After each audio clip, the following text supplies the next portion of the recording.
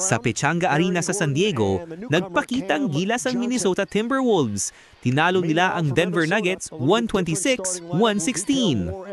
Mula pa sa unang quarter, mainit na agad ang opensa ng Wolves. Pinangunahan ni Jaden McDaniels na may siyang na puntos sa perpektong shooting, kaya't nagtapos sila ng 40-28 lead. Pagdating ng second half, mas dumubo pa ang lamang matapos ang tatlong tres ni Bones Hyland na nagtulak sa 96-80 bago matapos ang third quarter. Sinubukan pang bumawi ng Denver sa huling yugto, pero umatake si Johnny Juzang na nagpasabog ng 16 puntos mula sa bench para iselyaw ang panalo ng Minnesota. Si Hyland ang nangunahan sa lahat ng scorers na may 18 puntos at 5 tres, kasunod si Joan Beringer na may 14 puntos at 8 rebounds.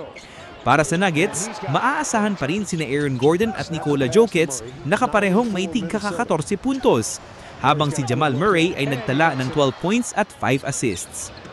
Mas mainit ang shooting ng Wolves, 51% sa field at 50% sa tres, habang hirap ang Denver sa labas. Sa huli, pinatunayan ng Timberwolves ang kanilang lalim, chemistry at gutom sa panalo. Isang matinding simula para sa paparating na NBA season.